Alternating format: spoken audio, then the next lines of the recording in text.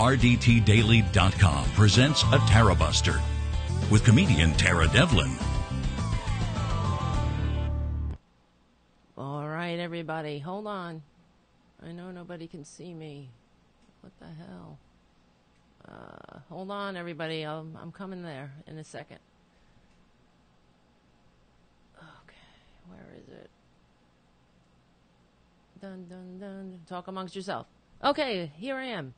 Hey, everyone. Thank you. This is Tara Devlin. Welcome to Tarabuster. We meet here every Saturday evening from 6 p.m. to 8 p.m. Eastern on the RDT Daily Facebook and YouTube channels. And we are replayed starting Sunday at 6 p.m. Eastern on Progressive Voices or anytime on demand on the Progressive Voices app. And GDPR Revolution 99. I'm not sure why Facebook isn't working, or maybe it is. All right, good. It is working. All right. Sorry, guys. You know how it is when you're dealing with me in this show. It's, you know, you get what you get. You see, what you see is what you get. And like I always say, we do it anyway, right? So we don't wait for perfection. We're doing it anyway. And that's really how we're going to get through.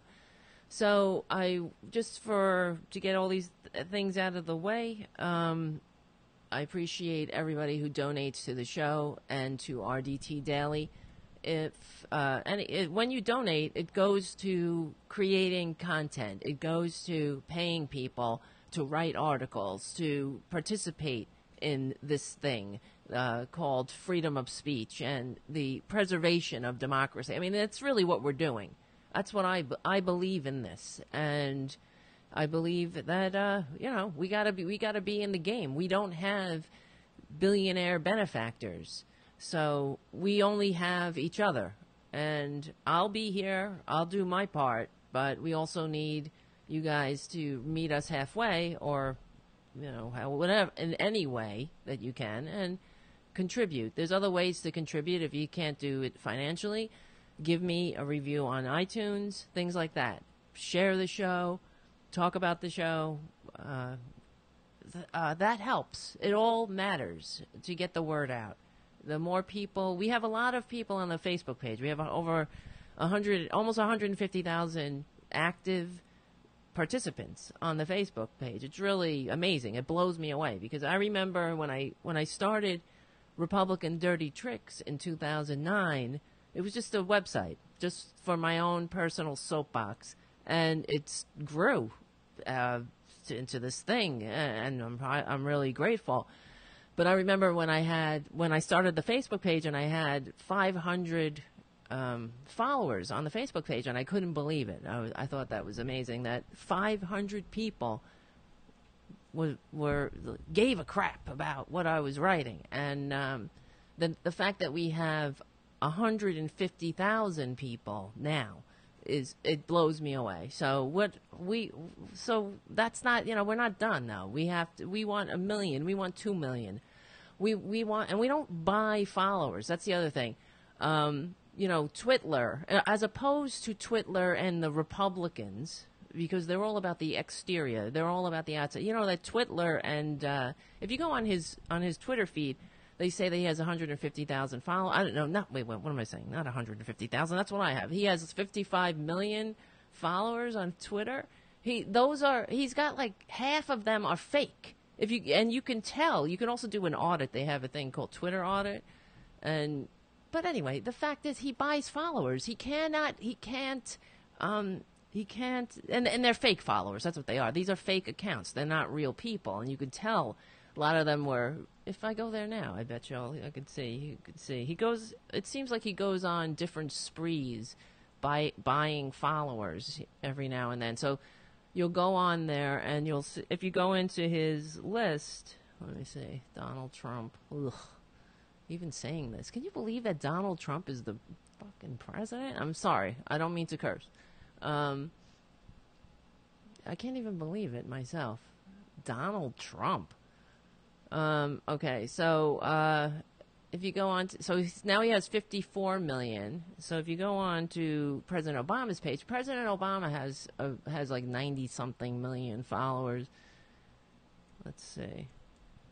So he can't abide that. That's what it is. He can't deal with the fact that Barack Obama, that he's not fit to kiss Obama's taint.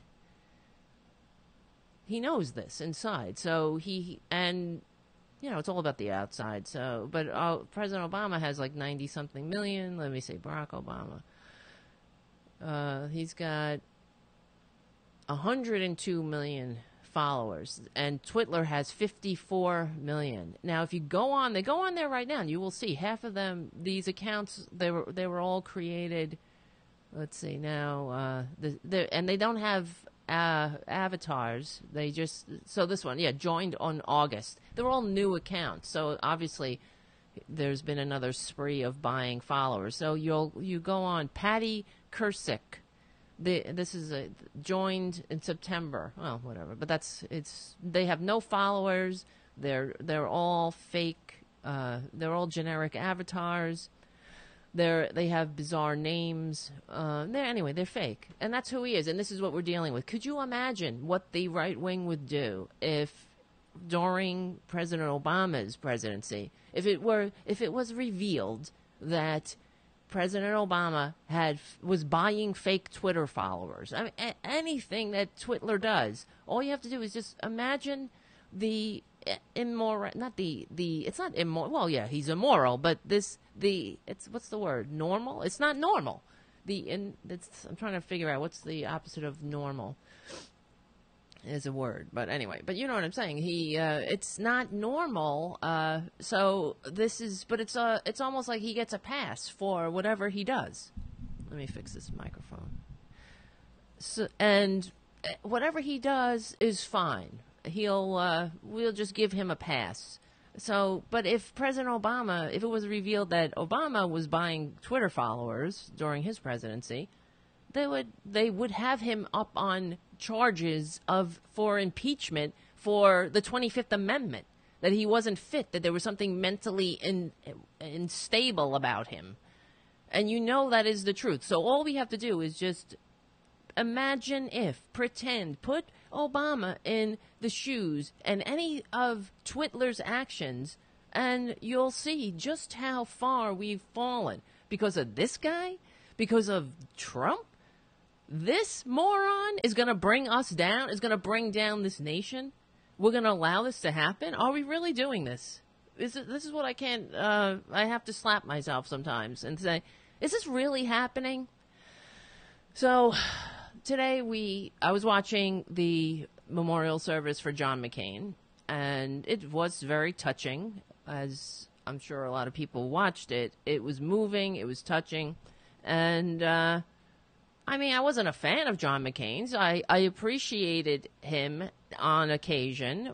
For instance, when he voted against the repeal of Obamacare. That was great. But then he turned around and voted for the Republican tax cut that is not a tax cut for us. It's a tax cut for the oligarchy that is currently dismantling this democratic republic. So I appreciate everything that they were saying about John McCain. And I suppose that it's sort of like our founding documents, where it's all aspirational. Nobody is perfect. This is what they kept harping on during the memorial service. He was not perfect. Nobody's perfect. Yeah, we're not perfect. This isn't perfect. This thing that we're doing, this grand experiment in liberal democracy, is not perfect. No, it's not perfect.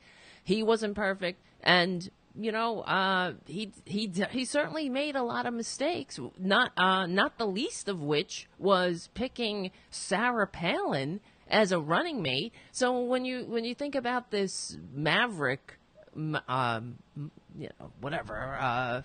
moniker they gave him, why was he a maverick? When you think about the least mavericky thing that he ever did was pick her, this somebody that knew nothing, somebody who is completely unfit. And if it wasn't for that experience, there were so many episodes when historians look back and trace the decline and fall of the American empire and the American Democratic Republic, they will include that episode where John McCain, when the Republican Party advisors flew up to Alaska to meet McCain, to meet Sarah Palin, because she was a female and she was attractive, to some, I guess, to me, she was physically, I guess, nice looking in a way,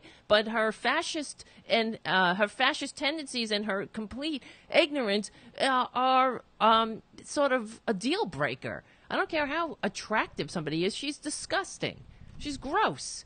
So they flew up there to it wasn't that they were like, oh, this amazing woman, you have to make her your running mate because she is the perfect person. She is the most qualified person to be one 78-year-old heartbeat away from the presidency. So let's get her because nobody else will do. The fact is that she fit the suit. She's like Johnny Bravo. That's all they care about. Republicans are not, they are hucksters. They are peddling bullshit. So they need proper spokesmodels to get out there and sell that shit to the dumbasses. They don't need, it's not like President Obama or even Hillary Clinton, who has a resume. This woman is a moron, but she ticked off a couple of boxes for John McCain. One was she was a female, and that was, that fit that demographic. They were gonna look like they were forward thinking and progressive and also she's a Christian, a big holy roller, and evangelical. She liked to hunt. She likes murder. Like a lot of these Republicans, for some reason they want to relax by murdering things. It's not just enough to murder things during the working business hours. They got to murder on their time off as well. So anything is up for grabs for them. As long as it fills some prurient need in them, your life or the life of some innocent creature is incidental. Oh well, better luck next life. Maybe in the next life you would be born with a trust fund. So Sarah Palin, when you think about the decline of this country, if we didn't have a Sarah Palin, would we have a Donald Trump? If it were that the Republican Party stopped in their tracks and said, you know what, we believe in the American Democratic Republic. We believe in this grand experiment in liberal democracy. We're not going to risk the denigration of that by handing the keys to power over to idiots. But you see what I'm saying? It doesn't matter. They are in the maverick my ass. They're in cahoots with the oligarchy that pays them. So, okay, McCain had some, I guess, he wasn't a complete moron. Now, there was so many things. So I wore my Army shirt today because I was also in the military, That's one thing I said when I was watching John McCain's memorial service. I thought, well, you know what? For all his failings, there were some admirable qualities to this man, and one of which were his family Meghan McCain aside, I'll get to her in a minute.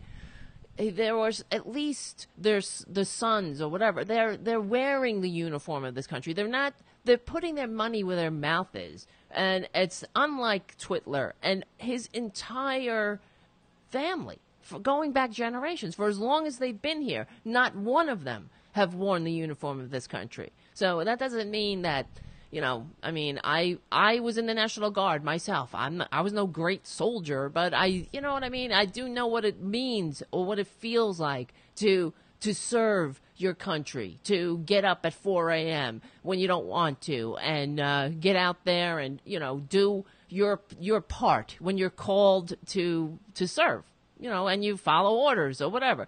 So John McCain following orders when he got shot down. And I know that he was, the war that he was involved in, well, it's yet another war, unnecessary war that where thousands of people died needlessly.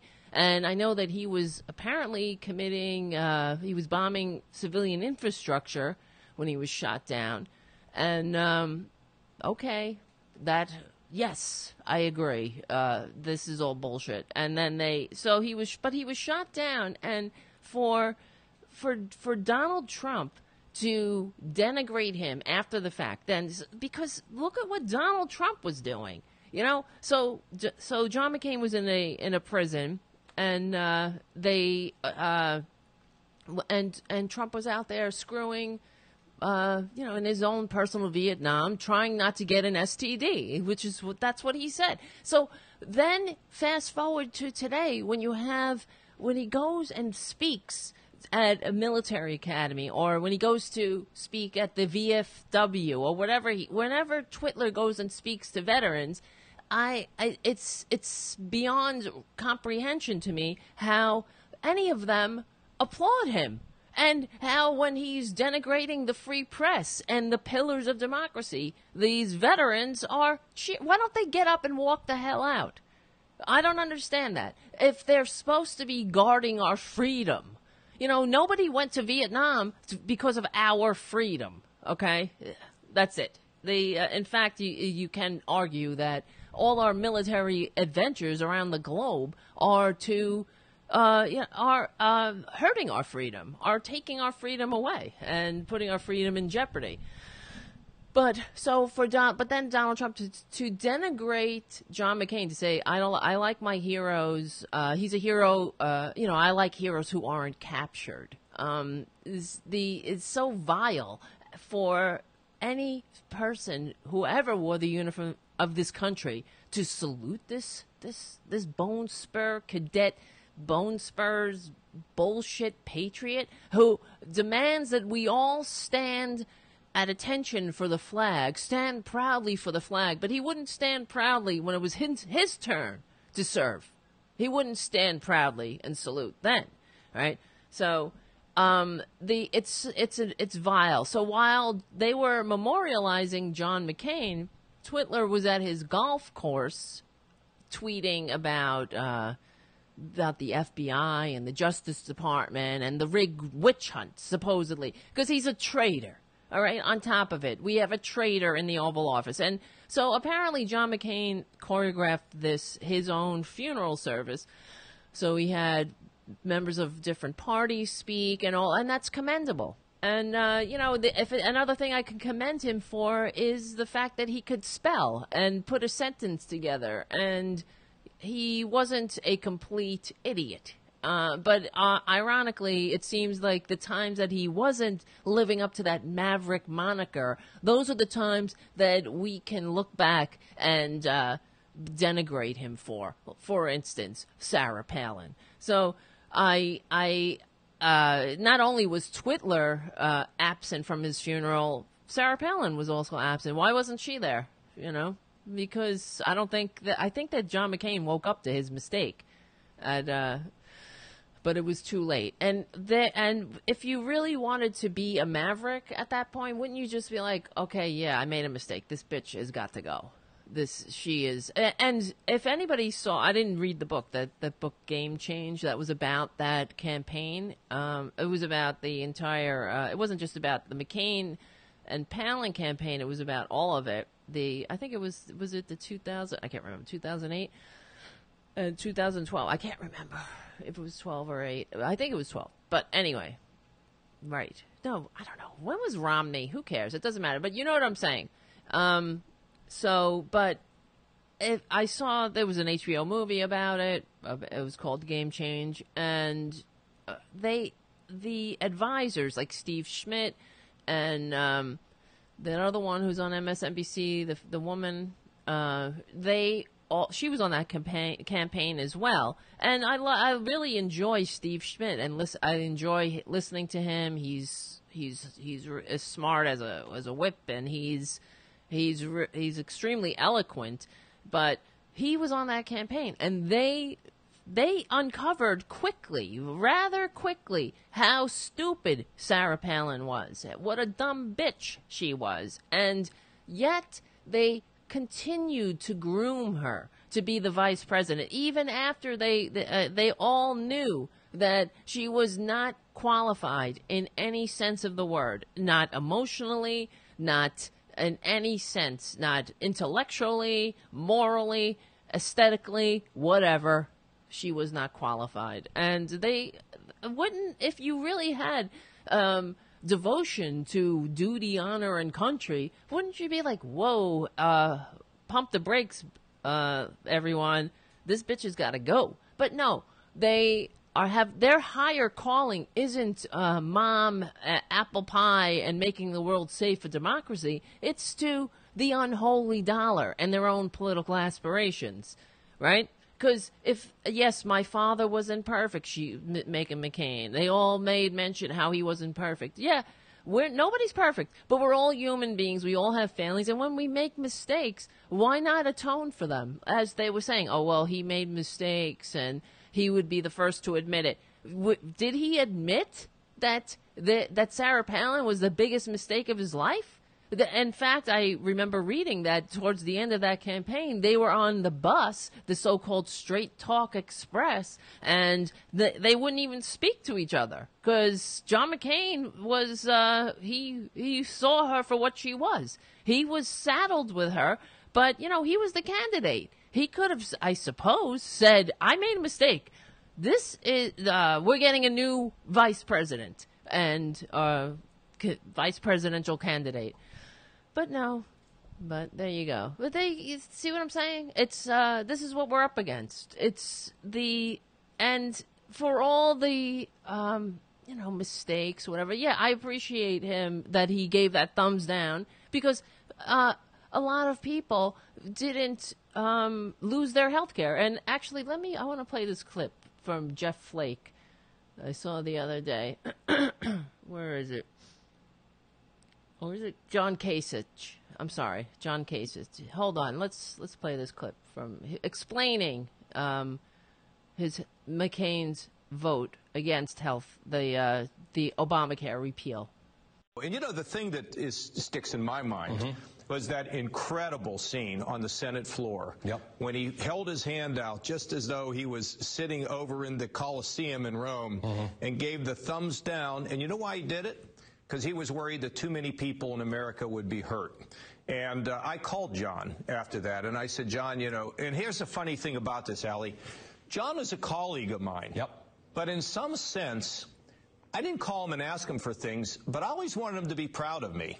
I want him to always, kind of give me an attaboy. And I called him it was like the next day, and I said, John, you now have made it clear that you can be my hero forever. So what he said in the beginning, John McCain took that vote against Trump's repeal of Obamacare because he was afraid that too many people were going to get hurt. Well, why? Of course they're going to get hurt. Too many people. Let's put it this way. If your bills and the things that you're advocating as a so-called representative, if that guarantees that people won't be able to get health care, that millions will get kicked off health care, that we will return to a time when the number one cause of death, let's say for the old elderly, now I'm getting into Social Security, but that was pre-Social Security. But when, let's say, what was it? 35,000 people a year died needlessly for lack of care. That is pre-Obamacare.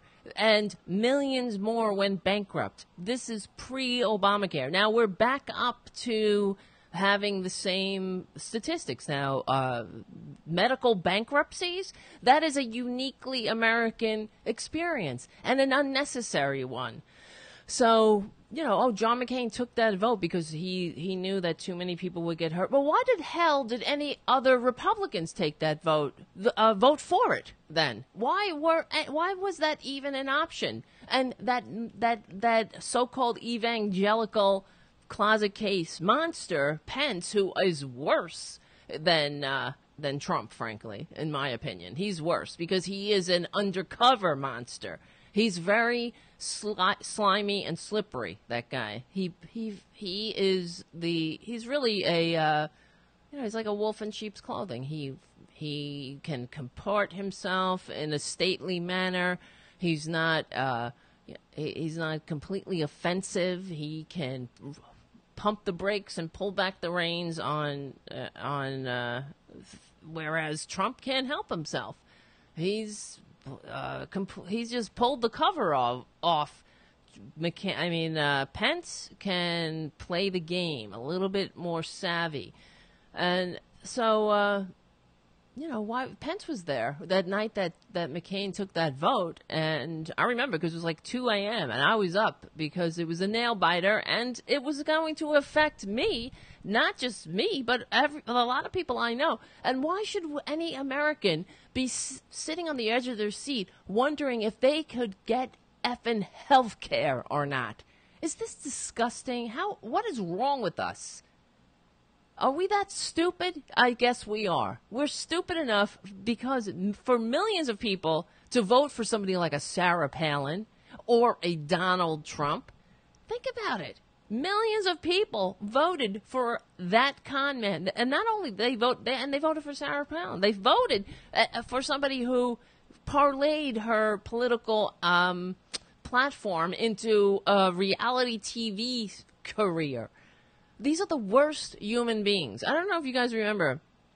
I wish I had prepared it because it just came to me now. But when recently, maybe it was a couple of years ago. It's not too long ago. But where the entire McCain, I keep getting it mixed up in my head. Palin family went to a house party and they all got into a brawl. What could you imagine if Obama and his daughters and his wife went to a house party and there was a big brawl on the front lawn, and where they were caught on tape where what's her face, Bristol Palin was bawling, crying because something. These are trash. This is the white trash. I don't even. It's an embarrassment. And who would have known that we'd even be more embarrassed now? So, but really, I wish it was just an embarrassment. I wish Trump was just embarrassing, don't you? Then dangerous. That would be great. It would be great because it would be comical.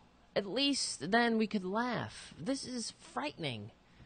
And John McCain, okay, he knew. Why the hell would he vote for Twitler at all? So he voted against health care, but then he took the vote for this GOP tax scam that added, that ballooned the deficit, the so-called deficit hawks that funneled more money to the top. And now Trump, I don't know if you guys saw,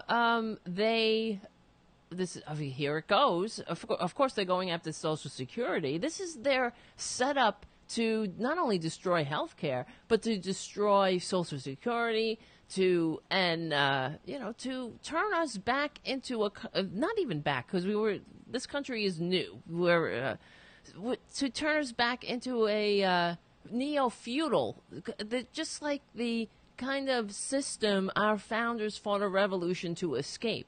That's what they want to turn us back into, where the rich own everything and have all the power, and the rest of us you're on your own, sucker. You see, if we were truly free, we'd have more say in the government. The government would literally and actually respond to the needs of the people, of the majority of people they pretend to represent.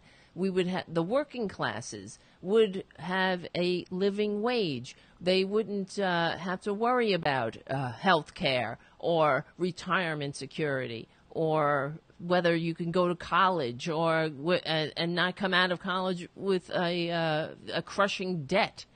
This is the world that we're living in is a world we have seen before, and it was called the Dark Ages. So anyway, but now Trump has canceled the a raise for federal employees, citing fiscal responsibility. You see, because there's not enough for you, no crumbs for you.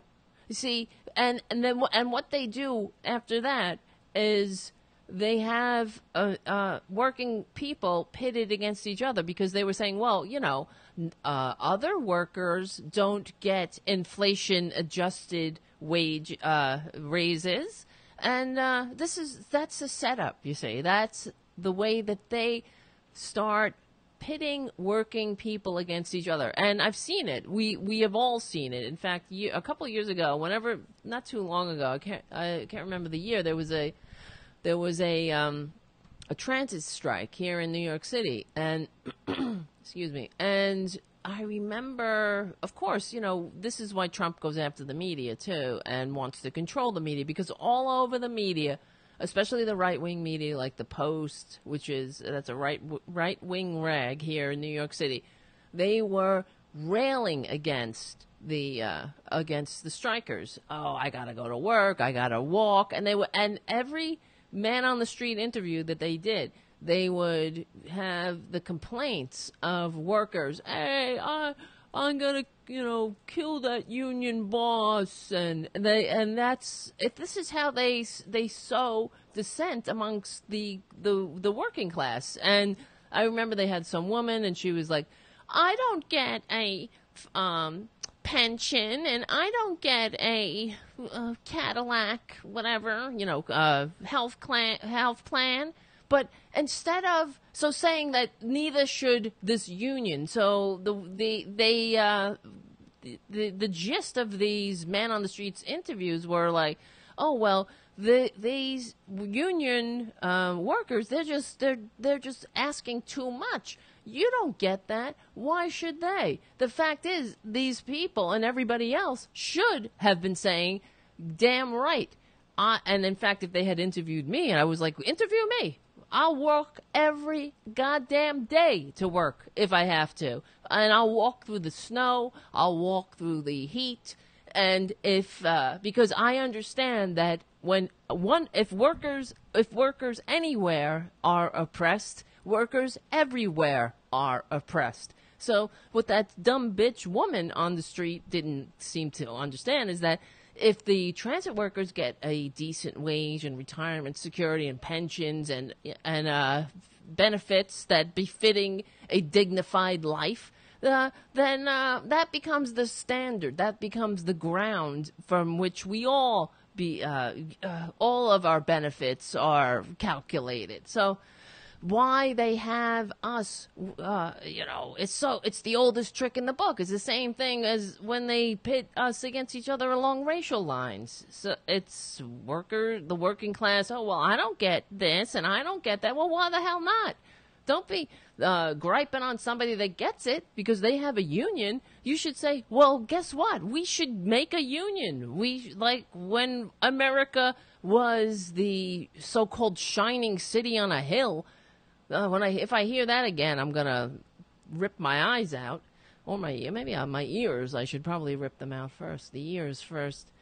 But all about the shining city on a hill. What's a shining city on a hill? If nobody can go to a doctor, no. But it's all about definitions and and expectations, I suppose too. Because if you can't go to a doctor when you're sick, you're not free. There aren't enough hours in the day for you to work and toil and become a billionaire if you're trading your time and for a paycheck. These Republicans have really been successful in the messaging game. So anyway, they really have. So anyway, what was I going to say? Yeah, so Trump has says no, what is he? So-called President Donald Trump announced Thursday that he's canceling an automatic 2.1% pay increase due to take effect for most civilian federal employees in 2019, calling them inappropriate given budgetary pressures. And where do these budgetary pressures come from? They're GOP tax scam that funneled more money to people that could never spend it in 10,000 lifetimes. How much money do these scumbags need? I keep asking. I don't know. But it's at a certain point, it's not about money. It's about power and about solidifying that power. And if you don't think, just how those who had eyes and those who could understand, had some political astuteness, could look at Sarah Palin during that campaign and say, this is going to open the door. This will set the standard for that, for some future depravity that we've yet to reveal. And here we are today. You don't think that if you don't think that this doesn't set up that what's going on, that this incredible income disparity and this immobile upward mobility that's stagnant, that if you don't think that is going to destroy democracy, then you need to turn off Fox News and read a book. And I would suggest starting with the history of Western civilization, because that's where we're going. You cannot have a democracy and this kind of concentrated wealth, and also the incessant military adventures and misadventures. And where we're all supposed to be like, oh, they're out there protecting our freedoms. Are you kidding? If we were free, if they were protecting our freedoms, if they were making it so that we could go to a doctor, I'd maybe agree with them, or maybe that we weren't having so many uniquely American medical bankruptcies again. And just wait till the new rates for health insurance come out in very, very soon for next year. It's going to, I don't know, the increases apparently are going to be astronomical because these Republicans have destroyed health care. And when I was watching John McCain's memorial service, I certainly was thinking, gee, yeah, how do we unify this country? Because they're all talking about this divided nation and how we should get back to politics of compromise and in the center. What's in the center? What's the center? Some people, healthcare for some, education for some, and then the retirement for some, and then what we have now. That's the center. That's what we really need is to progress, to move forward. That's the only time we've ever really been great, when we've been trying to move forward together. What is e pluribus unum? Out of many one. We don't leave anyone behind. That is the only way that we're ever going to get out of this, is the Democratic Party and the normal people of this country have to fight for everybody in, nobody out. That's the only value. Otherwise, it's all just bullshit that anybody can exploit. Because into those gaps of disparity steps a person like Donald Trump. Now, and when I was watching the memorial service, I was thinking, at least John McCain, you would never hear John McCain, because they were talking about his love of democracy and the American way, or whatever the hell. But you would never hear, and at least, I thought he could be commended for never praising a dictator. Could you imagine? You would never hear a John McCain praising a despot or a dictator the way that this pig in the White House does. And I don't want to offend pigs, because I love pigs. They're great. They're charming and intelligent, unlike Trump. So And I wanted to play another thing, a couple of things actually, because so many things went through my mind while I was watching this. But so, of course, Trump is at his golf course. Nobody wanted that moron at John McCain's funeral, least of all John McCain. Gave strict instructions that this bone spur con man was not welcome at near his corpse. And I can understand that, because nobody wants Trump near their living body, then much less their corpse when nobody's looking, right? So he might rifle through the pockets. And but apparently Pence, there's been a lot of memorials for John McCain, and Pence spoke at John McCain's memorial. I just want to play this from, I think this was yesterday. Hold on.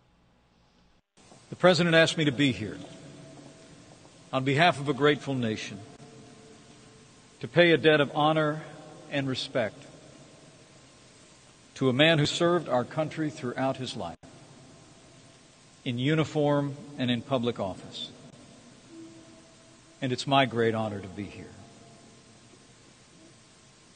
In the long history of our nation, only 30 Americans have lain in state here in the United States Capitol Rotunda.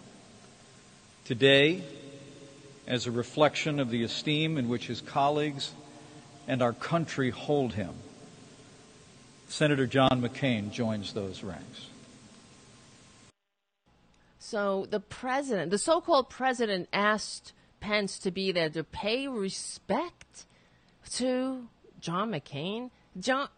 Trump has been disrespecting John McCain for decades, mocking him for being captured. He's got the tiny, petty little ego. Even in John McCain's death, just the spectacle of that flag at the White House going up and down and up and I mean, it is a reflection of what we're dealing with. And so when you watch Pence, you see how good he is at emoting at the proper times, and he stands very solemnly and seemingly respectfully, but and talk about our higher ideals and the service that John McCain represented. But here's an interview from the Christian Broadcasting that let me just play it, and we'll talk about it after, and let me see if you guys catch on to what immediately caught my attention. Well, obviously we condemn any examples of violence on the streets of this country. Zero tolerance for any violence against Americans. But the President's point, as I took it from where I was seated, was that the Democrat Party in Congress is absolutely committed to reversing everything that we've been able to do for the American people. Did you guys catch it, what he said? The Democrat Party is committed to reversing everything that we've been able to achieve or whatever. The Democrat Party? See, that's a slur. That is these bully little 12-year-old infants, and I don't even want to insult infants on the schoolyard or bullies on the schoolyard, because a lot of bullies on the schoolyard grow up and then they atone and they become normal people. Not Republicans, though. They are emotionally stunted little whiny little freaks who aren't fit. They're not fit to hold power. And there you go. There's an example. As this very sincere closet case talks about how what the so-called president truly meant, because what they were referring to was that Trump said to evangelicals, who are as big hypocrites and part of the problem. I often dream of alternate histories where Christianity was never invented, and God, I'm sure, who knows what a different world this would be. But Pence, to slip in that slur, because to call it's a Frank Luntz tested slur that it emphasizes the word rat. The Democrat Party. There is no such thing as a Democrat Party. Now, you expect somebody, some freak like Alex Jones or Glenn Beck or these marginal morons on the fringes of the Republican cesspool to say things like that, but not the so-called vice president, especially after saying, oh, we're here to, well, this was before the McCain funeral, but this is what he said, oh, we respect anyone who, we're here to respect John McCain. We're here to, they're just so full of, they're just a waste of human DNA. They're just full of it. And that is the example right there, that they are unfit to hold leadership positions in a modern nation. Just that one little aside, what they do, even while seeming sincere, but what they have to put in their little slurs, because they can't meet us normally on the field of ideas equally. They have to gerrymander, they have to voter suppress, they have to rig things in their favor. They gotta, once they get power, if they climb that ladder, they gotta pull it up behind them, because they are full of it. They hate democracy, they hate this country, and they don't know what this country means. They talk about ideals and respect. When this little petty moron, do you think that he wasn't instructed somewhere along the line to say the Democrat Party? Where did he get that from? Because there is no such thing as a Democrat Party. And all these Republicans, the way that they do it, it's like it is. They talk about political correctness and these little whiny little snowflakes that they are. And if you ever punch them back and then pop them in the nose, they go crying and whining to the nearest Fox News studio. But they talk about respect, but they don't give it. They can't give it because they're full of it. These are con men.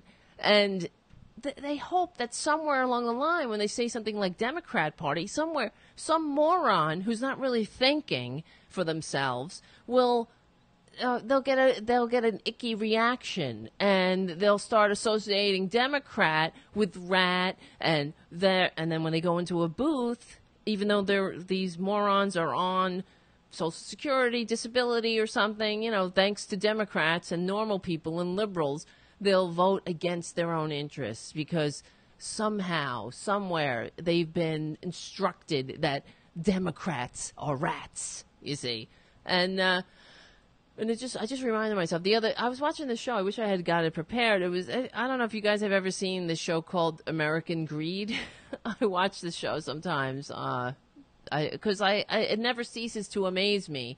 And this is why we are a nation of laws. This is why you have to be a nation of laws, and why the laws have to supersede human beings. We have to be indebted to the law and to the Constitution, and not to a tyrant or a personality, because human beings are flawed creatures. And when I watch this show, American Greed, it's different stories about people, stealing millions of dollars in different ways and, getting away with it for a while, usually. And sometimes they're your best friends, and sometimes and it goes on for years. And there was one show that I saw recently about this person in Kentucky who was called the Social Security King, and he was a lawyer who was, when people were denied Social Security disability, they would hire this lawyer, and apparently the lawyer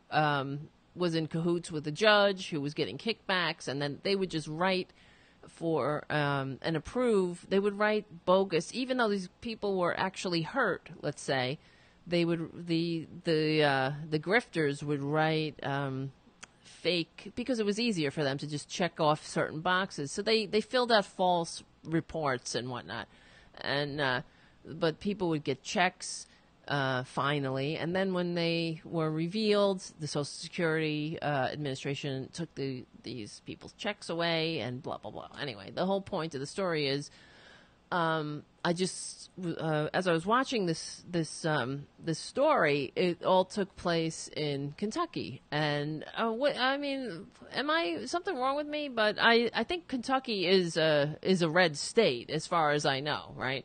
Because they're saying that they're the number one. They have a very high incidence of people on disability. That's why this guy set up shop there. Social Security disability. Thank you, FDR, a Democrat, right? But now these people voting against their own interests, they're on. It's tragic. It really is. And they're talking about these people when they get their checks taken away. Committing suicide and whatnot. This is what it is to be a civilized nation, to have a safety net, to allow people to have dignified, decent lives, even though they're disabled or they can't work. There's one guy, I don't know what was wrong with him. He couldn't work. His hands, whatever, blah, blah, blah. He had a sickness. It could happen to any one of us. And you want to bet that these morons were voting for Republicans. Where did all these Republicans get these idiots to vote to slit their own throats? Well, they are morons. For instance, hold on a second. Maybe you saw this doozy. And they want to raid Medicare to pay for socialism. Somehow, I don't see Indiana being the next Venezuela. I just don't see it. They want to raid Medicare to pay for socialism? What? This is what I'm saying. Hello? Medicare is socialism, you freaks. Raid Medicare? That's how ignorant they are. And they're all like, boo, boo. What are you talking about? We want to make sure, we want Medicare for all. We want everybody to be able to go to a doctor. We don't want to raid Medicare. We want to raid Donald Trump and his billionaire benefactors. You know, Trump is a grifter. And there it is, right before our very eyes. It is working. They want to raid Medicare to pay for Social Security. To pay for socialism. It's beyond comprehension how stupid people are. How are you so dumb?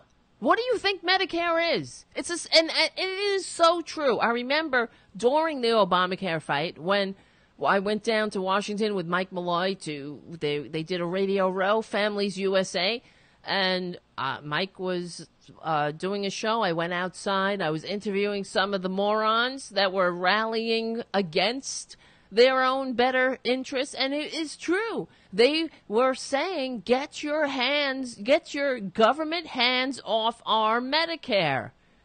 Are you crazy? What the hell? What will somebody please make it stop? Wake them up. And so, I don't know.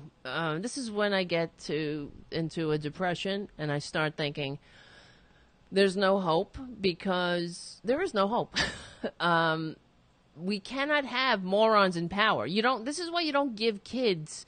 There's a certain age where you can go and you can drive, right? You got to take a test. You got to be of a certain age, because there's a level of maturity that you want somebody to have when they get behind the wheel of something that could kill people, right? Well, the guns is another story, I guess, but it's the same thing here. Don't you need a level of maturity to hold power in a democratic republic? I guess not when your democratic republic is really just a front for an oligarchy, and that's really what we have right now. And the last remnants of what a democratic republic is, the last remnants of this dream of this grand experiment are really hanging by a thread. And we got to get it back in the midterms. If we don't get it back, it's done. I really believe that, because they're going to, what they're doing with packing the courts, and now with this Kavanaugh appointment, everything that Trump is doing to reshape this country in the image of his con man dreams is illegitimate. They're completely illegitimate. And another thing, all right, so in a couple of minutes, I'm going to take a break, but we all saw that Meghan McCain went out there and was like, America was always great, whatever. She got a lot of applause for her during her eulogy, and it was really touching because she was clearly emotional, and I understand. It's horrible. I lost both my parents. My mother died in 1 year, in 2010. My mother died. 3 months later, my father died to the day. And so I understand. It was a horrible year, and I know grief. I know the grief of losing a parent and losing both of my parents. It was when that happened, I remember feeling completely alone in the world. It was a very bizarre feeling. I felt you really feel like an orphan, and it was a very tough year. I get it. I understand the grief, but I wondered when I was watching her grieve. I wondered about all the people that grieved because they couldn't get health care, because their fathers died, because they were one of the 45,000 Americans that died each year for lack of access to care, that didn't get to, as she was saying, they would never got to be a father who took their daughter who was sleeping and put them in their bed. All these touching moments, they never got to experience those things because we live in a country that is really like the United States of serfs and lords, where some people get all the they understand what it means. You know, you got to feel free. I guess when you have a trust fund of $25 million like Meghan McCain, it must feel pretty you must feel kind of free, right? If you get sick, you could battle your illness with all the strength you can muster, right? And get a few more months to spend with your loved ones and say goodbye. But not everybody has that privilege here in the land of the so-called free and the home of the so-called brave.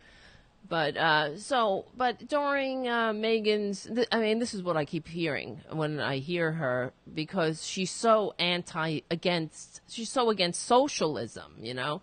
So, but they don't know what the hell they're talking about. And so when Meghan McCain, another thing that she said that really irritated me though during her eulogy was this. I'm gonna play it. Dad, I know you are not perfect. We live in an era where we knock down old American heroes for all their imperfections, when no leader wants to admit to fault or failure. You were an exception, and you gave us an ideal to strive for. Look, I know you can see this gathering here in this cathedral. The nation is here to remember you. Yes, okay. I get it. I felt very...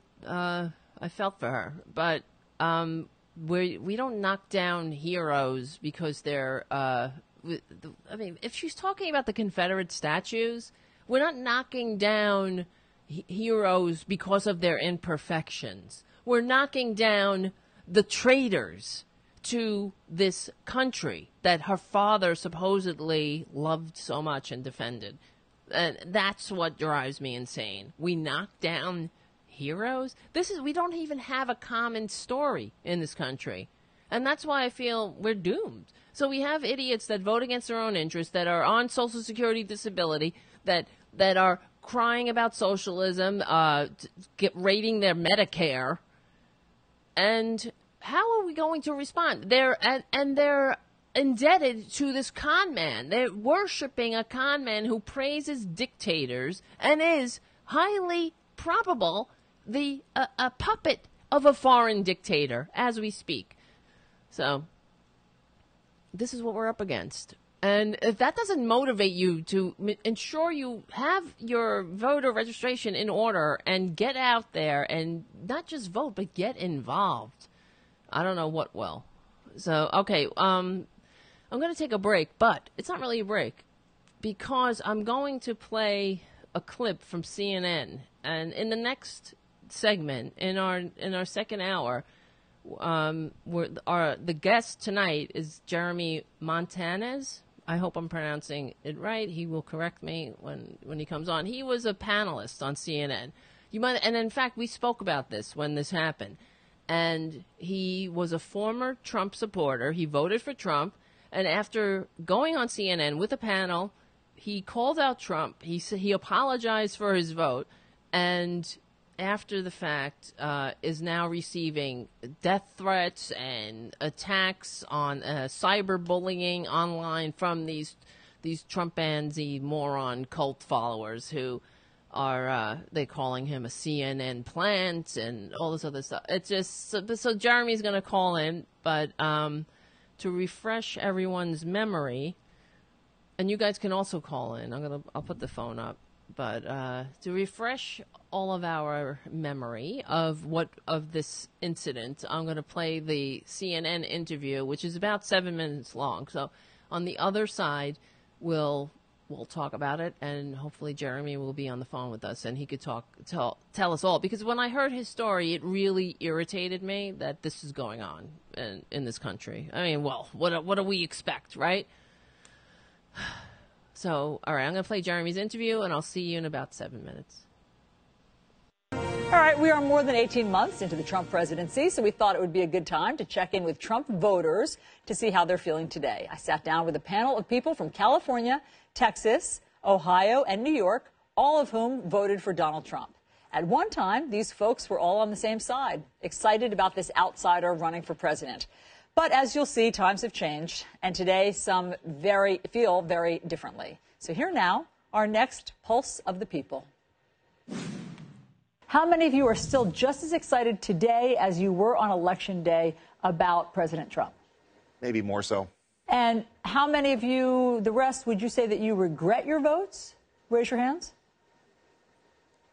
I'm disappointed. Why are you more excited today than you were? You know, I came in with some trepidation based on his previous record. He's the most pro-life president we've had, more than Reagan. He's done a substantial job protecting the Second Amendment, securing our border, deporting illegal aliens. He made a list of promises. He's coming through on many of them. Jeremy, what do you regret about your vote? In my mind, and the way I look at him now, I think he's a monster. I think he's a bigot. I think that he's doing a lot of things to ruin people's lives. I don't think that I think that he's taking this country in the wrong direction, and it's a terrifying time for me. Was there a moment that turned you? It was when I heard about what was going on the southern border.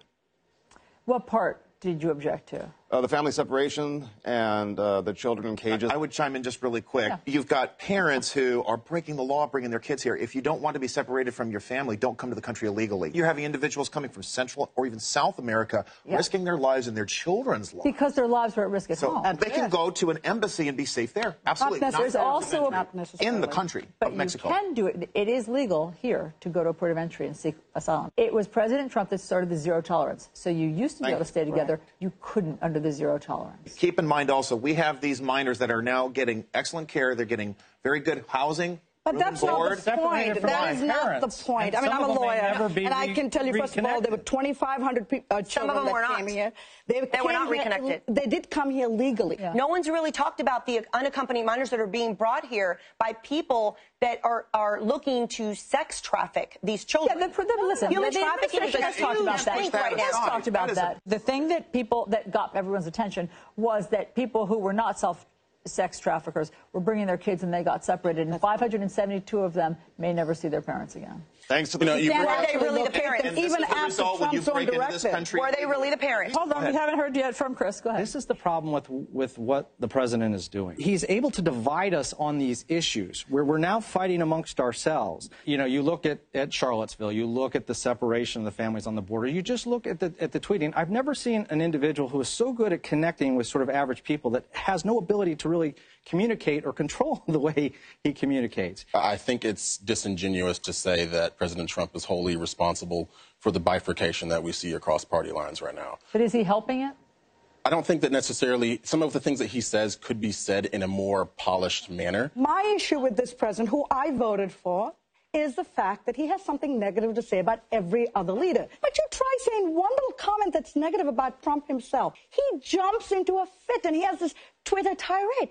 You know, we have a lot of, really, I mean, I have to be crass about it, idiots who voted for him, including myself at one time. I take great offense. I'm not an idiot. It's a wise decision that people voted. It was a wise decision for Michiganders, for Wisconsinites, for Pennsylvanians, for working Americans who were tired of their jobs being taken away, shipped overseas, or taken by illegals. I want to apologize to the nation for my vote for him. It was the wrong thing to do. It was the biggest mistake I ever made. Like I said, he is a racist. Why do you believe he's racist? Why do I believe he's racist? Look what happened in Puerto Rico. He said, oh, they want to just cry and, you know, they needed help. Just because they're not white-skinned, he doesn't want to go down there and help them out? So I take great offense to the fact that you felt the need to apologize on the behalf of the entire nation, because that also that says to me that you are invalidating the validity of my vote. No, and the reasons I think the reasons why I voted for Donald Trump is because, based on my perception of him, he is not a racist, and he has done so much. He has done so much for the black community. How do you explain the tweet about LeBron James and Don Lemon? That's right. I watched that interview. But I mean, the president has done this before. He's called people of color. He's called them ignorant. He's called them dumb. He's called white people that too. He says LeBron James is more stupid than Don Lemon. He goes after John Lemon and LeBron James and Maxine Waters. How do you explain that? When you call someone's intellect into question, it has nothing to do with race. I work with a lot of Hispanic evangelicals who are very pro-life. Hispanics care about God, family, jobs, education. Top things for us. President Trump is delivering on those things. Right. So all this other rhetoric, rhetoric of, oh, he tweeted this or he did this, I don't really care about that. You don't care about that. I care about God, you're free to care. Family, God, family, understood, jobs, great. And education. And you made a great point about that. And so, as somebody who is driven by her faith and cares about God and family, do any of the personal peccadillos give you pause? The Playboy model who was paid off, the payments to Stormy Daniels, the lies without affairs. Does any of that give you pause? You know, we are taught as Christians to be forgiving. I'm not going to get into his personal life. That was not something that I weighed in to go vote for him. Does it make you anything was better than Hillary? But absolutely. When you hear about the Playboy stuff, does it make you uncomfortable? No, I'm not here to judge about what he did on his miscellaneous activities or what he was doing outside of his bedroom. That is not what I voted for him to do. I voted for him for his policies and his agenda to put this country back on track. Well, there you go. And she's not going to worry about what he does, except it's just I get it, but if only they were consistent. That's what I mean. Then I would feel at least they're not hypocritical. It's the hypocrisy. They didn't vote. They voted for his policies. Now, what policies are those? Because he really ran like a Democrat. Now, they talk about populism.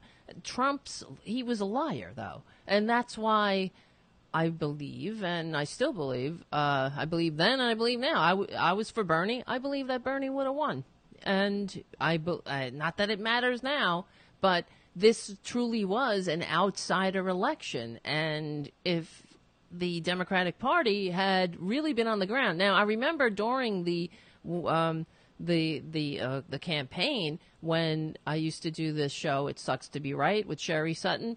And she lives in Switzerland, but she was from Georgia, from the South, and she had gone home, and she said that all over the South when she was driving, nothing but Trump signs everywhere. No, and she was like, he's gonna win, and I was like, no way, but it's true. The people on a lot of levels wanted to throw a Molotov cocktail into the system, and I get it, because this, and this is something I argued for during one of my tirades when I used to do the 2-minute tirades for Progressive Voices, was that neoliberalism is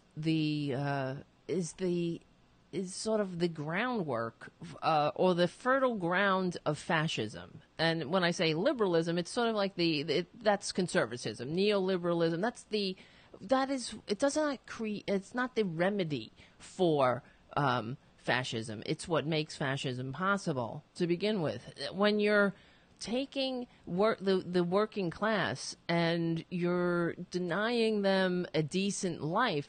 Do you think that if we think about if the country was truly running on, if we were, let's say, back in the day during the time, that 40 years of that period of time after, during World War II and after, called the Great Prosperity, when the American middle class was created through government policies, because this is the thing that gets me, the middle class didn't just sprout out because billionaires felt like trickling it upon us. It was a result of government policy. And that's exactly what FDR said. He actually, if I can paraphrase correctly, he said, yes, we are on our way back, but it's not because of a turn of the wheel or of something in a cycle, like the cycle of Wall Street. It's because we planned it that way. And don't let anybody tell you differently. And that's what I mean. We planned it that way. We had a middle class that was growing and protected and had unions and had retirement where you would go and you'd get a decent living wage. 30 years ago, the number one job in the country, the biggest employer in the United States was General Motors, that had a union, a decent benefits. I think their lowest starting wage was like $35 an hour. Now it's $15. So what does that say about a country? And the number one employer in the country is Walmart. The number two is McDonald's. And those are the companies that have the most people on public assistance. So what does that say about a country? When you go from having an economy where people can have a decent life, because not everybody is going to be a businessman or an entrepreneur. But that doesn't mean that people don't have value and don't contribute to society. In fact, I will argue that somebody who sweeps the floor in at some CEO's building certainly contributes more to society than a Donald Trump Jr. or a Donald Trump. What does Donald Trump contribute to society? Even now, in his entire life, what has he contributed to this world? Nothing. He's created nothing but pain, misery, even in his goddamn casinos. All he did was like open up some trap that sucked Social Security checks out of people's pockets. So, I mean, really, what has he done? What has he ever created? Has he ever contributed to this world? In fact, he's done nothing. None of his children either. Even his stupid daughter, his well-coiffed daughter, who's groomed within an inch of her life. Enough with that. Okay. So Jeremy's supposed to call in. I don't know why he's not on the line. I did this whole setup for him. Hopefully he'll call in. I just emailed him, call in. Unless he's got a different time in mind.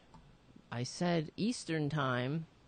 So, but we're just going to keep going. The other thing I wanted to play, which annoyed me, so I want you to be annoyed too. I want to share my annoyance. Was this Kellyanne Conway? Because last week they were talking about how Trump's mad at Sessions because he's not doing because Trump doesn't believe in the rule of law, and neither do his morons. But Kellyanne Conway was intercepted on her way to work, I suppose, and I just thought this was kind of irritating. Hold on. How are we feeling about Mr. Sessions this morning? Oh, he's great. I talked to the Attorney General yesterday, actually. He's working very hard on MS-13 gangs, the opioid crisis, immigration. They've got this great new initiative you probably haven't read about or at least covered called SOS, Synthetic Opioid Surge. So does that mean that he still has the president's confidence? He is the Attorney General, Chief Law Enforcement, the officer, and they're doing great work over at the DOJ. I just love her her Trump Tourette's. You say it's like, oh, it's great. First of all, the that irritating female affect that all of the women that revolve around Trump, that they all have to put on, is sort of like a rake on a chalkboard to me. I can't stand it because they all have to be very pleasing and they have to be demure and they have to speak in a very female pleasing manner to their great dear leader. And if you're listening on Progressive Voices or GDPR, I'm sorry you can't see the video, but if you look at the video, the way that she's just walking with this big smile plastered from ear to ear, because that's how she's been trained to be a very pleasing female in Trump's vision of what it means to be a woman, and that means you wear a dress. So, well, she's actually wearing a nice, elegant pantsuit. Maybe he'll have to talk to her about that. But it's the response to the question about Jeff Sessions. Oh, he's doing great. And MS-13 and building a wall. It was like Trump Tourette syndrome and hats and MAGA and making America great, and we're going to make, it's like all of a sudden it's like a fembot, like I would think, I don't know if you guys, I used to watch The Bionic Woman when I was a kid, and all of a sudden, like the head falls off, her face falls off, and she's just a fembot in there, MAGA, walls, MS-13. MS-13, I mean, I don't know. I live in New York, right? So it's not, and Long Island is like a 20-minute drive from here. I don't know where this MS-13, and maybe I'm misinformed. I hear that it's all over the place. I'm sure there's problems, but I don't know. Anyway. All right, well, Jeremy's not calling in. It's very weird because he emailed me like 50 times, and now there's not, whatever. Anybody else want to call in? We are going to open the phones. Let me put the number up. And we could talk about, so what I wanted to say, I mean, with Jeremy, hopefully he will call in. The fact is you can't leave the cult.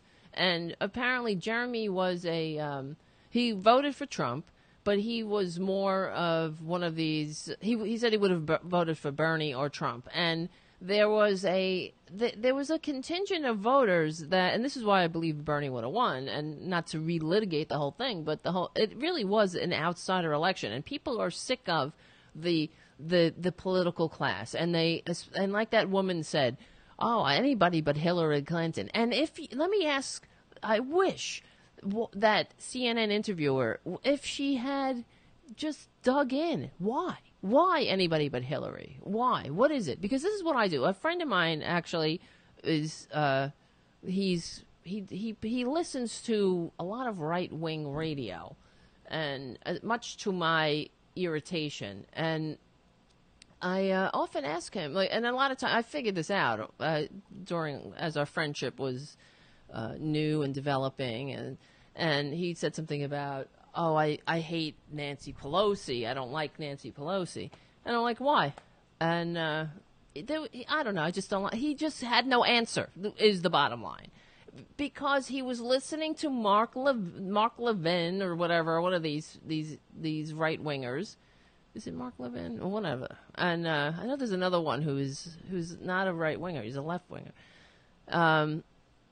No, Michael Savage, not Mark Levin, but Michael Savage. That's who he was listening to, and he, that's what they say. So after a while, repetition. I don't like Nancy Pelosi. I don't like, it's the same thing. MAGA, build a wall. Beep, beep, beep, beep, beep, beep. You start becoming a fembot, and that's you just repeat it. This is the power of propaganda again and again, repetition. And so, because he had no answer. Why don't you like Nancy Pelosi? What is it about? It's the same thing with Hillary Clinton. Well, what is it? What would they say? Oh, Benghazi. Something about Benghazi, probably. But they don't even know what Benghazi is. Show me Benghazi on a map. What is Benghazi? What is the history of that area? Why are we there? Well, how about Central America? What's the history of our interventions in these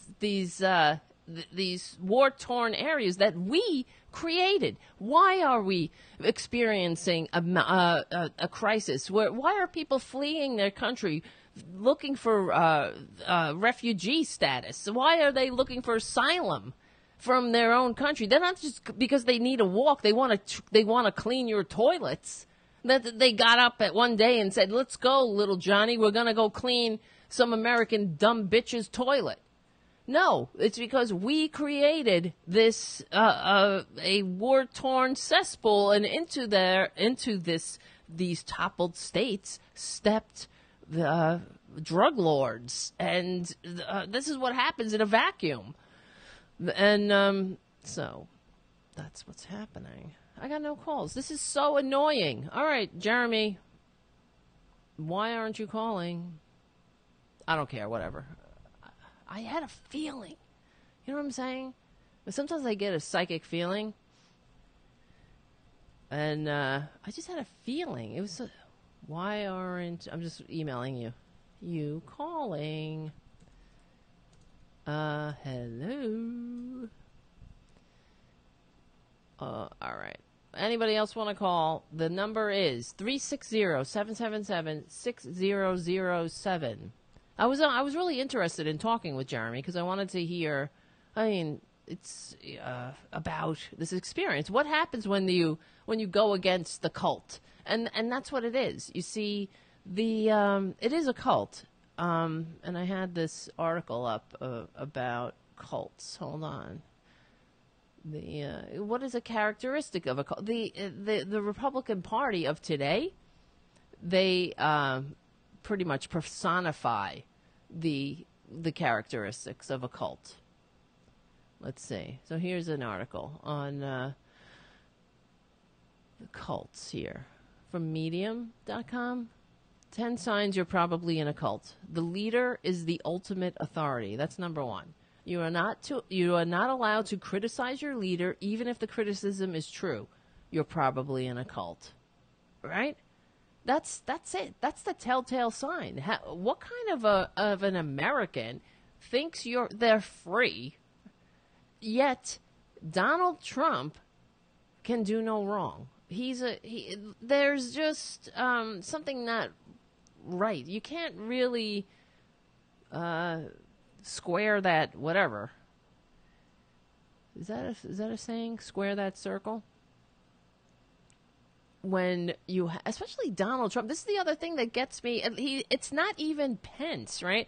You might think that dupes, if Pence was this charismatic cult leader, that you might think, but he's got no energy or whatever. He's probably too milquetoast. But of everybody, Donald Trump, because there is a long documented history of Donald Trump being a con man. And it's not, excuse me, it's not just me. It's not just us. There is a long history of him being sued by the government, being put on an allowance by bankers, and because he wasn't paying them back, of him stiffing workers, of him just being a dick, he destroyed artwork off the facade of a building that was supposed to be preserved. This is who he is. He doesn't care. A beautiful artwork. Meanwhile, they complain about these Taliban, which who blow up ancient ruins. Of course we complain about that because that's just that's an offense against humanity. What's the difference? It's the same thing then as Donald Trump destroying a beautiful piece of art that we as a human as the human race can enjoy. And he destroyed it because it was in the way, and he was specifically told to preserve this, but it was too much trouble for him. Now, if he can't do that when he's ordered to by a court and by decency, when decency says preserve this piece of art that's on the facade of this building that you now have control of, if you can't do that, then why? What do we expect from him? You think he's going to protect you? And for him to get up there and say, I'm keeping America great, and they're coming for your Medicare. They want to take your Medicare and give it to socialism? And they're all applauding this. So, 1, the leader is the ultimate authority. 2, the group suppresses skepticism. So, okay, this isn't Donald Trump's cult. What is? You're only allowed to study your organization through approved sources. Oh my God, what is this? This is exactly what we're talking about. Approved sources. Don't believe that fake news. Don't believe CNN, MSNBC, The Washington Post, New York Times, whatever. Any other news organization that is actually reporting the truth. Talk to my state organization. Here's my propaganda rag. This Fox News. Here you go. That's the only one you're supposed to believe. Cult views critical thinking as an infectious disease, and every effort is made to suppress it. Doubting members are encouraged to isolate themselves from outside influences and focus solely on the doctrine of the cult. I mean, it sounds like Scientology, too, right? Criticism is forbidden. People who contradict the group are viewed as persecutors and often given labels like anti, an apostate, or suppressive person. Well, that's Scientology. Members are discouraged from consuming any material that is critical of the group. Number 3, the group delegitimizes former members. So now that this person came out against the cult, this person, Jeremy, who was supposed to call in and didn't call in, but whatever, that's what happened. He's apparently getting attacked by, and you could see right online here, on Reddit, on Donald Trump's Reddit feed, they're attacking him. It says very fake news strikes again. CNN caught planting anti-Trump socialist Jeremy Montanez as Trump voter. So because he said that he was either going to vote for Bernie or Trump, now they're smearing him. Oh, he's just a plant. He's a socialist, right? But meanwhile, these morons, they're socials too. Half of them are probably on Social Security, and they're railing about getting our government hands off their Medicare. So let's see. It says, and they're really kind of fierce and frightening. So they're saying that let's expose this guy. 4chan is on it, meaning they're going to dox him, meaning to bring all his personal information, his address, phone number, and make it public so that he could be harassed. And it'll be done by Sunday night. I mean, they will need time to get their ducks in a row. There. See, this is how, and they write THERE, their ducks in a row. This is how stupid they are. They don't know how to write. They don't, because they're morons. They don't read. That kind of, these consistent, everybody makes mistakes. Everybody makes spelling mistakes, but this consistent spelling and grammatical errors on the right belie or betray the underlying problem, which is they are ignorant. They don't read. There's an intellectual incuriosity. That's where it comes from. It's not just about, obviously they went and they have an 8th grade education. That's about it. That's why after they got out of the 8th grade, they never read a book or nothing. This is why they're so easily led. They don't know history. They've never read any book that wasn't prescribed by an 8th grade teacher. After that, if you don't read and you don't consume literature or anything that and all you're exposed to is right-wing propaganda on the radio and on TV, of course you don't know that it's not, when you write get their ducks in a row, it is not get THERE ducks in a row. I mean, really, right? It's really sad. So that's who they're attacking him about, with their completely misspelled threats.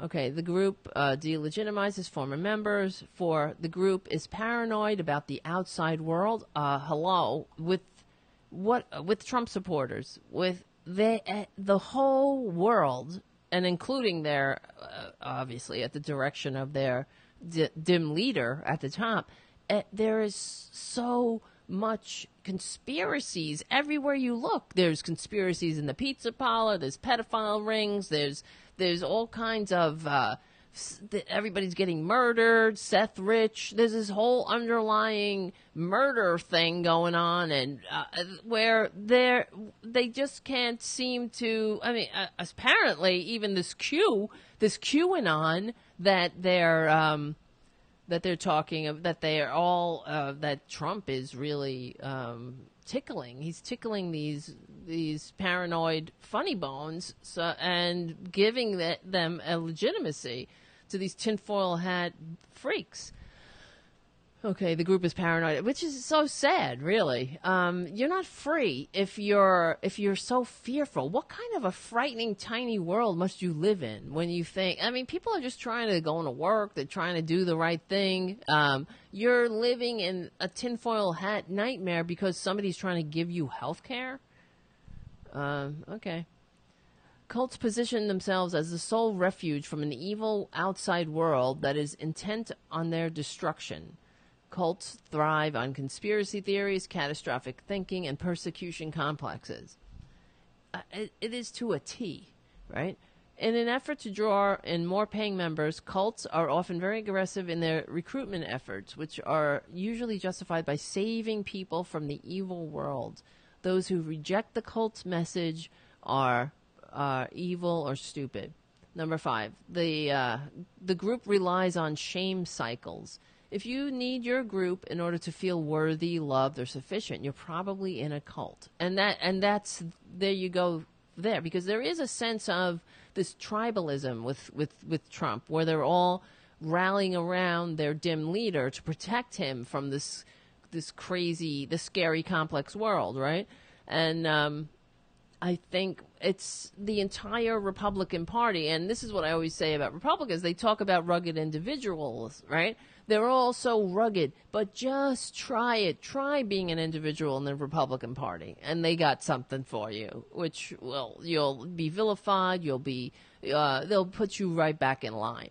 And that's why you can throw a rock randomly, and I don't suggest that, I mean, this is just a metaphor, at a Republican convention and hit a closet case or somebody who is too fearful to live an authentic life because they can't step outside their cult. It's sort of like that Duggar family, right? The Duggar family, when that 19 freaks and counting family, where it ended up, of course, that kid, the oldest son, was in the family research council with that anti-gay hate group, and they're all they can't kiss before marriage or whatever.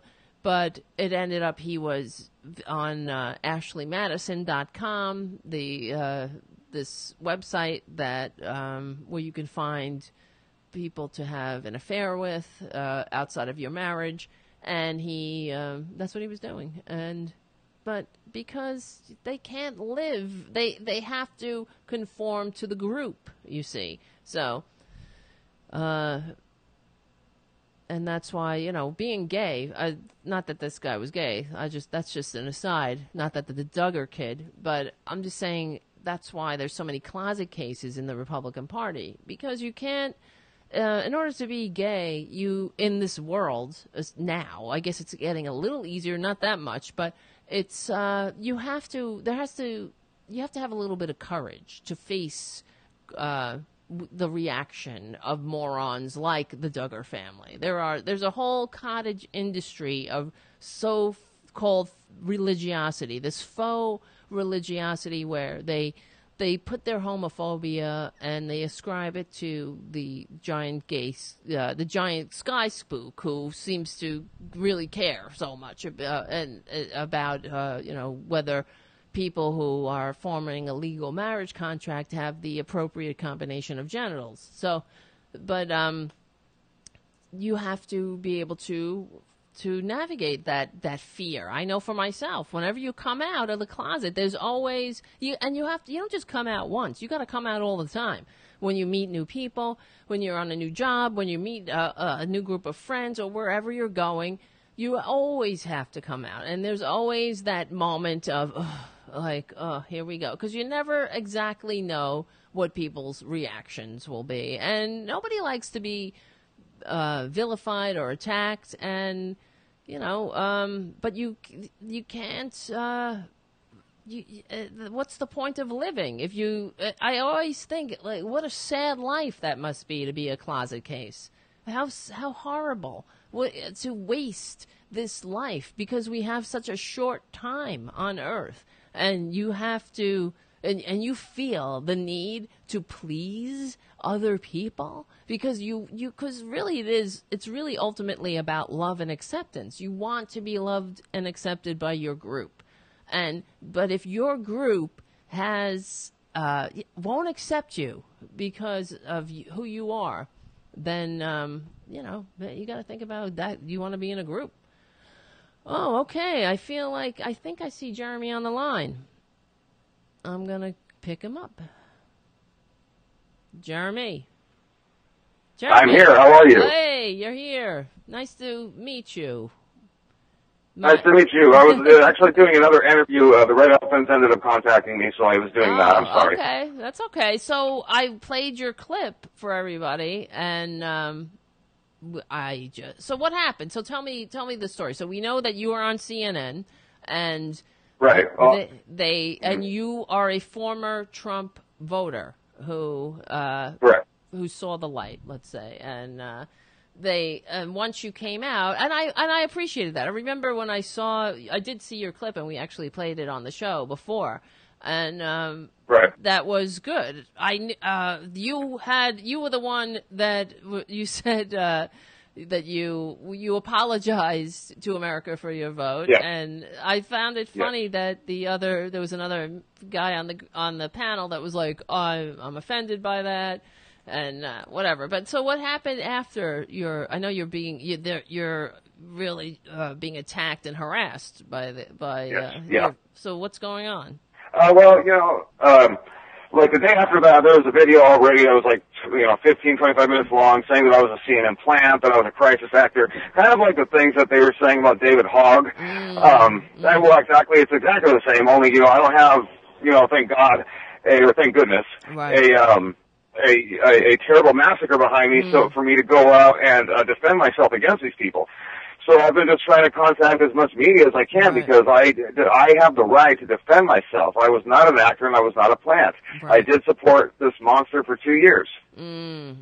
So what happened so you supported him for 2 years. When did you first start, when he first announced his campaign and No. It was when Hillary Clinton and the DNC rigged the election against Bernie Sanders. Bernie was my candidate, but everybody knew that the election was rigged. So I didn't know what to do. All I knew was that I'm never voting for her. Right. And I still, I don't regret not voting for her. I've written her, apologizing for maybe some of the things I said about her because as a person, I don't think she's as bad as what this bigoted monster is. But I don't regret not voting for her, and I started looking into other candidates, and in 2008, I voted for Ralph Nader. I supported John McCain, but I voted for Ralph Nader because I didn't agree with the bank bailout. Right. So I started to research Trump, and I started to watch interviews, and the problem with that was that I was watching interviews that were, like, when he was still a Democrat. So a lot of what he was saying was like, I believe in universal health care, and I believe in this and that. I'm like, okay, that's cool. That's my main issue, healthcare. I've suffered at the mercy of this country's healthcare my whole life. And, this was about 2 months into 2 months before the vote. I ended up voting for him. I posted it on Facebook. I was really excited. I really thought that I wanted to give him a chance. I really thought that he might be able to do something different. And, the economy's great. I have to admit that. But we really need to be working on social issues. We really need to stop putting kids in cages, which Obama did do as well. I acknowledge that. We need to stop separate, just support them. They need to change that law where Guatemalans and South American people have to wait in these jails and not just get deported automatically. We need to change that. They need to be deported automatically if that's the case. Well, I mean, yeah, that's a whole other issue. When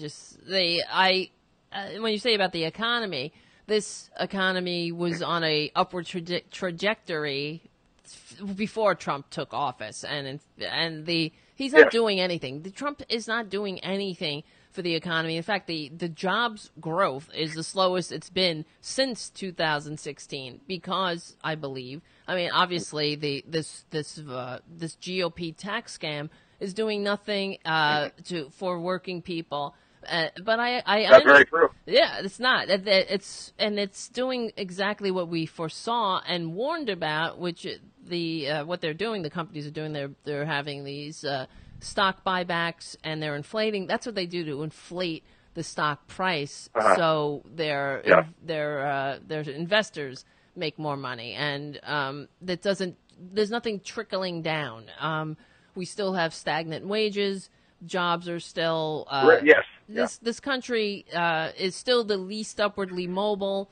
He's not doing anything, and I get it. When he won, quote unquote, the Electoral College, I was obviously upset, but partly because I couldn't believe that there were so many racists in the country. I live in New York my entire life. Yeah, go ahead. Sorry. Yeah, that.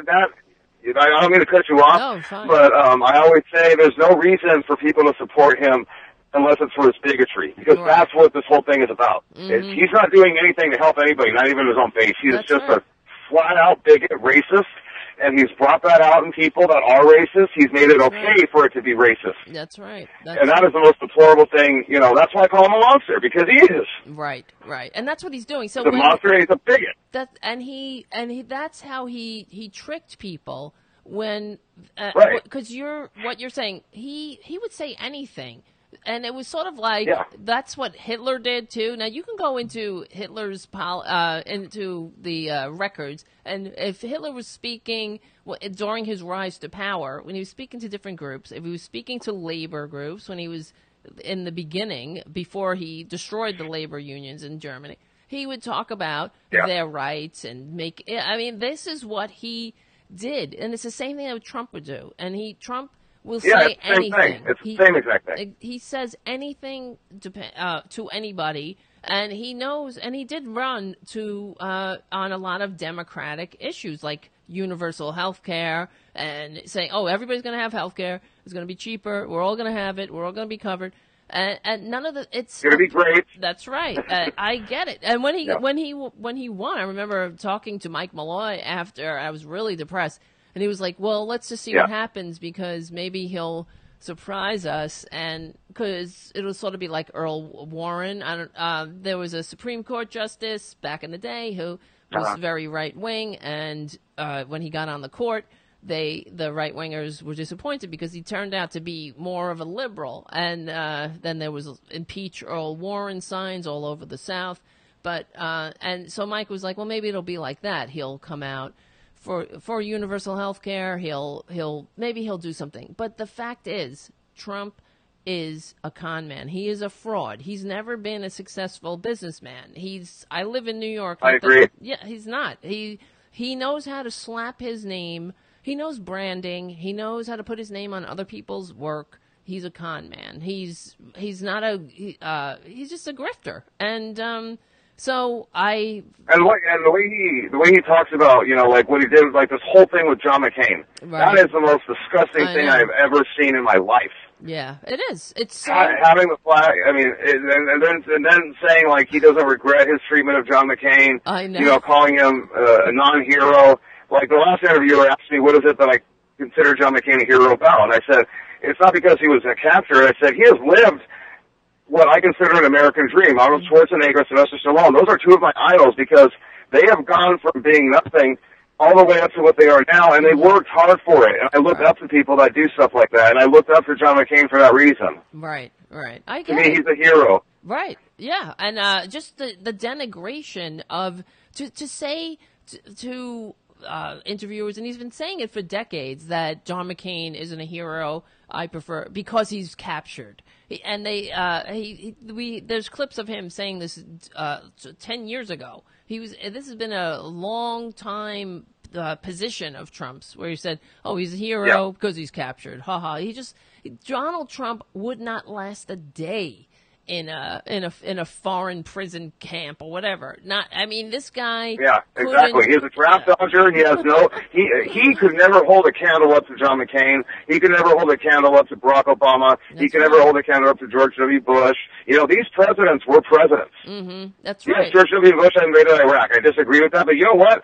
Out of all the presidents in my lifetime, he's my favorite because behind the scenes, his character is what matters. This monster has none of it. Right. Well, that's true. I'm not a Republican. I'm not a big fan of Bush, but I have to say that in comparison to Donald Trump, I take what we have now. George Bush. Even today when I was watching the funeral, and it was just watching the Obamas and the Bushes sitting next to each other, and then George Bush was handing something to Michelle Obama, and they were. They just They're seemed good friends. They're very good friends, yeah. It was touching to see that kind of humanity, and it was also kind of just the relief from the day-to-day tininess of what's going on. And that's what it is. It's so small. And the irony of Trump is he talks about greatness. He talks about, but he's the smallest, most insignificant little bitch. I don't even know what to say. He's horrible. Well, Meghan McCain put it best when she was speaking today, saying America doesn't need to be made great again. It's already great. That's right. And I liked how the presidents were jabbing at Donald Trump because, his treatment towards John McCain is incomprehensible. And, I wish that, I heard that Ivanka was there and Jared Kushner. Yeah. And, when it comes to them, not Kushner, but when it comes to Ivanka, when it comes to Melania, when it comes to Barron Trump, I do come to their defense, because, like when Melania wore that jacket, that hurt. And I really think that that's what she was trying to do, was hurt his face, hurt his poll numbers, because I don't think she wants to be in the White House. I think that she just wants her normal life back. And I agree with that. I want that too. I want them out of there. And it's very important that the voters go to the polls in November, because we need to get the House. We need to start impeachment processing. I can't say that he is guilty of collusion because I'm very high on criminal defense, meaning that I don't say someone's guilty until they actually have the trial. I don't believe in judging somebody without a proper trial. But in my heart, I know that he got elected through Russia. I do not think that the American people as a whole voted for him, as we saw in the not the Electoral College, but in the popular vote. It says it right there. We need to eliminate the Electoral College as well, so something like this does not happen again.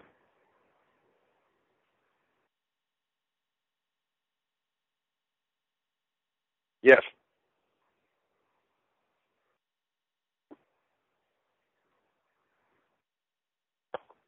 Right.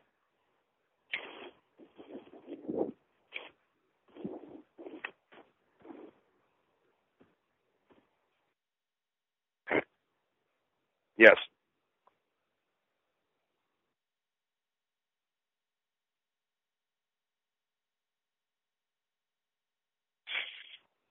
Yeah. Yeah, he's opened the door for it to be okay.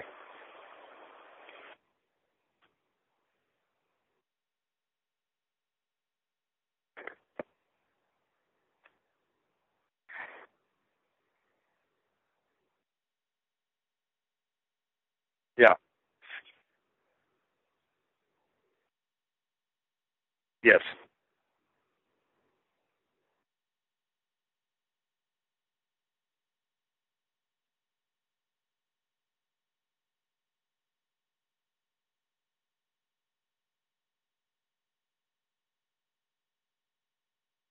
Uh-huh.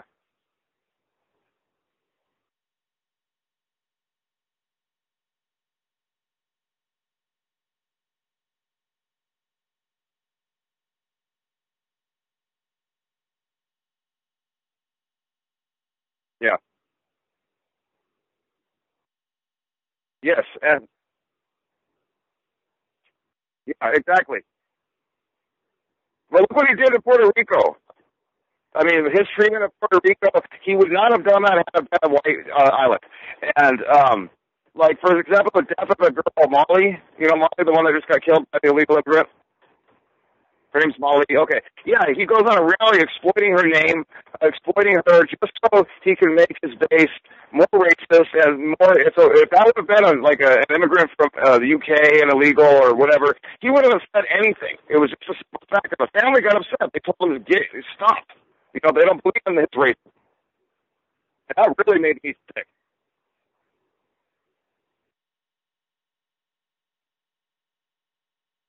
Yeah. Yeah, here you go. Yeah.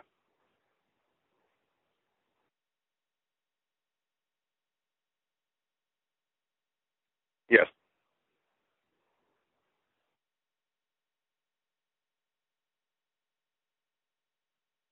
Yeah.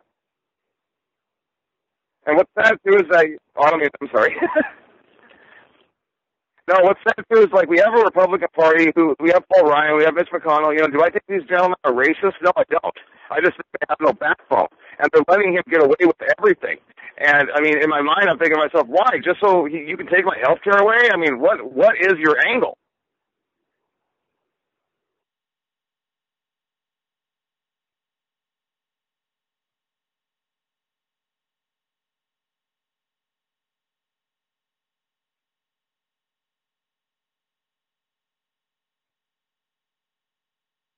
Yes, yes, yes.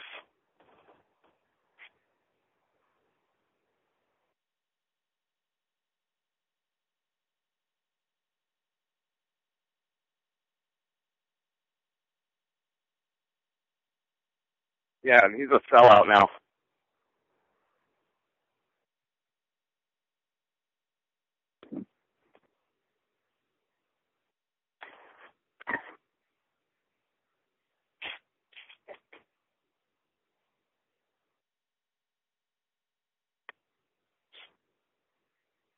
Hmm. Yeah.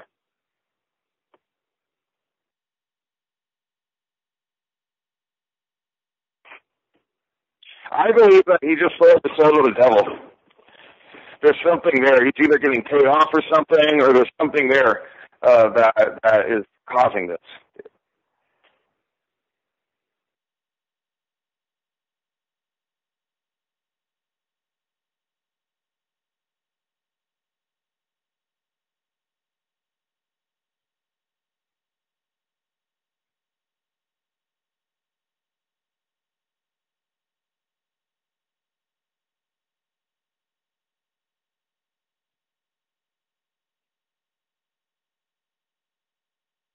Yeah,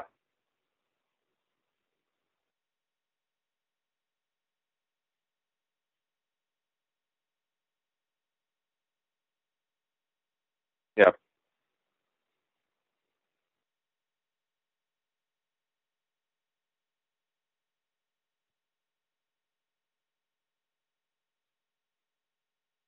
well, that's what I'm saying is that I won't say he is because I won't say he's guilty of anything just because of my own personal beliefs. But deep down inside, I mean, I even said it on CNN. I said if he did something, which he probably did, they're going to get him. Moore's going to get him.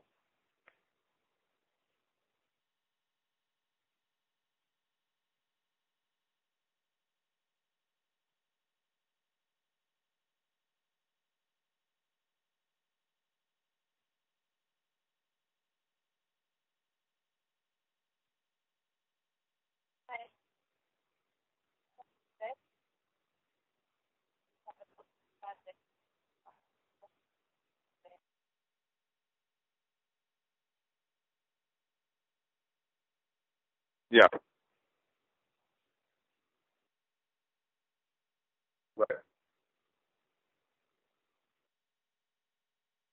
He's a child.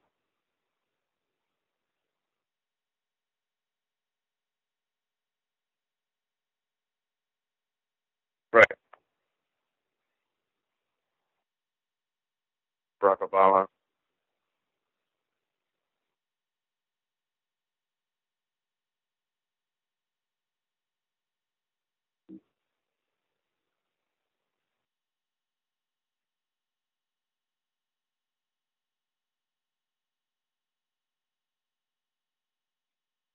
Yes. I mean,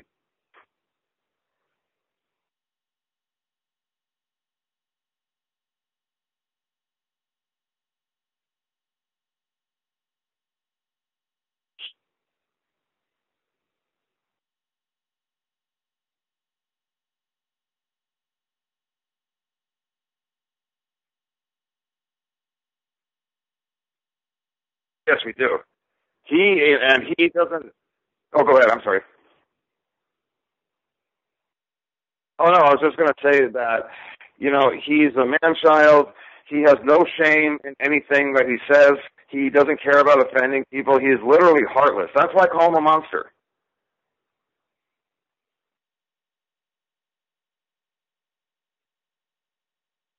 Yes.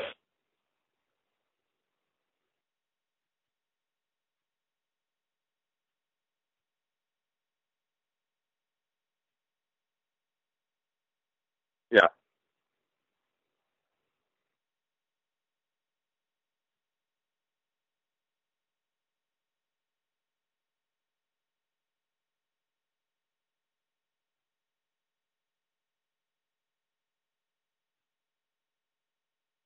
Death threats. And I have a former best friend that is going out of his way to defame me, calling the conservative media, telling them that I was a plant, that I was a fake, that I was an actor, that I would never have voted for Donald Trump. And, if he's listening to this, he can go to H. He knows for a simple fact I supported Trump for a long time. He needs to get a life and stop going out of his way to do things. But, he's a creep. He's another monster. I call him a monster. And I think that he's the one that is doing this.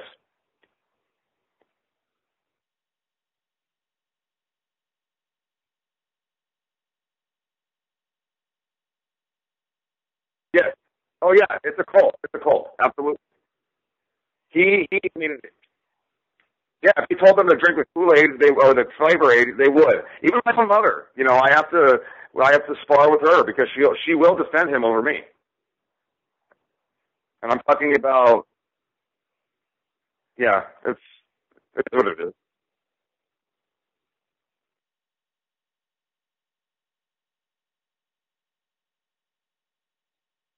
Well, I'm going to keep fighting. I'm not going to let him or his supporters stop me.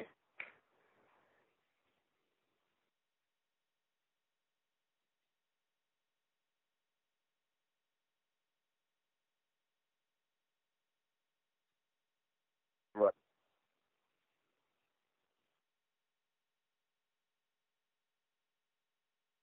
Yeah.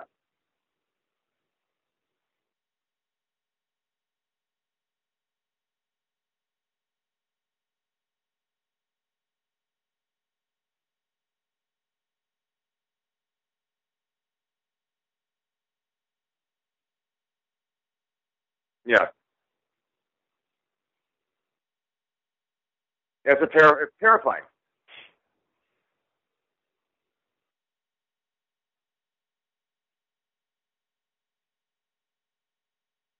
Right.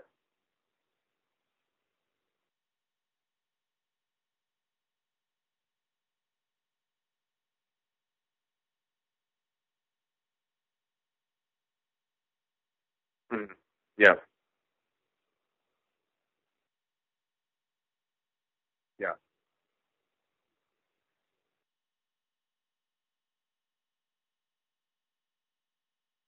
Right.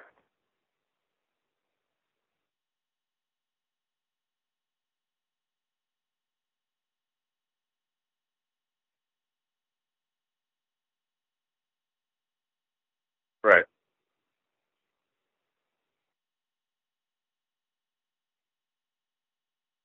Yeah. No, it's all right. Thank you.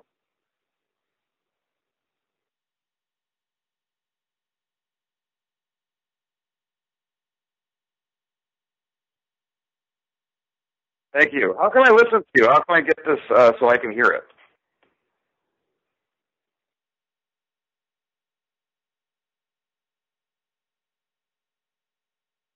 Oh, excellent.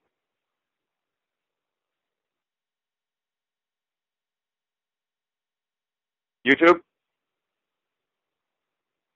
Okay. Okay, excellent.